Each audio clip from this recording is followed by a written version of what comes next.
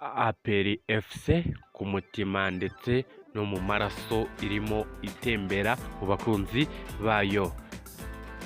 Si ibyo gusa kandi ikipe ya APR FC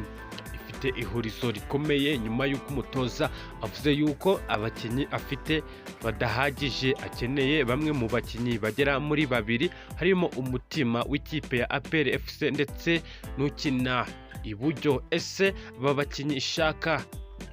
irimo yifuza bo ku rwego rwo hejuru, dore ko uyu mutoza akimara kugeramo yakoze impinduka zigiye zitandukanye ku bakinnyi abenshi mwari muzi mumenyereye kuja mu kibuga, dore ko batangiye badakoreshwa muri CAF shampiyona, dore ko harimo kwitegurwa kandi n'undi mukino ukomeye cyane ikipe ya APR FC igiye kuzakina, dore ko ari umukino udasanzwe, aho chairman w'ikipe yavuze amagambo akomeye cyane avuga yuko ashaka kwegukana iyi ntsinzi ngo kuko yo iramutse imucitse ubuyobozi rwose nta kintu bwaba bumumariye. Si ibyo gusa kandi tubafite n'izindi update zivuga yuko uwari vice chairman w'ikipe ya APR FC yarangije gusinyira amasezerano na Azamu yariya mu gihugu cya Tanzania. Iyi kipe kandi ikaba irimo yitegura umukino uzayihuza ni ikipe ya APR FC. Ese bizaba byifashe bite imbere kuri match? Turaza kubabwira ndetse n'andi magambo akomeje kuvugwa mu kipe ya APR FC ari gucaracara ku mbuga nkoranyambaga zigiye zitandukanye. Nimba ushaka kubana natwe mu makuru y'imikino tubagezaho umunsi ku munsi, nuko wajaja usura uru rubuga rwacu bita Ubwino TV7 ubundi ukamenya update zose z'amakuru mu kipe ukunda ariyo kipe ya APR FC. Munyura ku rukuta rero wibuka kudushigikira ukora subscribe, ubundi tukaja dukomezanya mu makuru agiye atandukanye tubana umunsi ku munsi. Munyemerere rero munega amatwi ndetse munize n'umwanya wanyu, ubundi mbagezeho urubuga rw'imikino mbateguriye uyu munsi tuvanye mu biro bikuru by'ikipe ya APR FC, aho iyi kipe ya APR FC ifite ihurizo rikomeye cyane, dore ko rimo yifuza abakinnyi babiri, harimo umutima w'ikipe ndetse n'ukina ku ruhande rw'iburyo, dore ko abakinnyi haba umusimbura ndetse n'abandi abo bose umutoza ntabwo arimo abishimira cyane, dore ko akeneye intwari karabutaka ndetse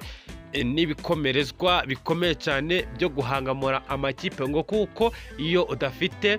umutima w'ikipe aho hose ibintu byose uba ukora biba ari ubusa ndetse uba uri mu gihombo. Uyu mutoza Darko Novic ukomeje gukoresha tekinike zidasanzwe karabutaka ziri kumanura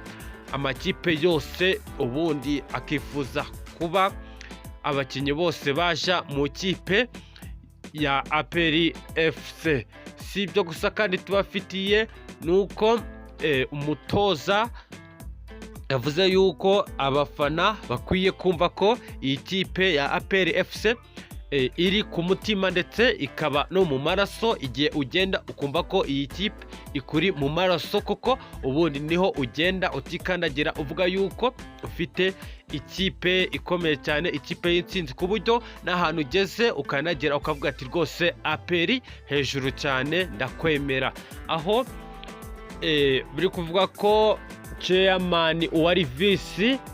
mu myaka iri imbere, imyaka yabanje, nuko ngo ubu yaba yamajije gusinyira ikipe ya Azamu hariya mu gihugu cya Tanzania, ngo kandi iyi kipe ikaba irimo yitegura umukino uzayihuza n'iyi kipe ya APR FC. Ese bizaba byifashe bite imbere mu kibuga, dore ko iyi kipe yamanuye abanyamahanga benshi cyane rwose, harimo n'abanyarwanda yagiye ifata, ariko abakinnyi beza cyane, ariko umutoza akabareba akavuga ati rwose hari abakinnyi tutagakwiye kuba twabana, kuko ubu ngubu ikipe yacu iri ku rundi rwego rwo kuba ishobora gukina muri Afurika ikaba ikipe ya mbere,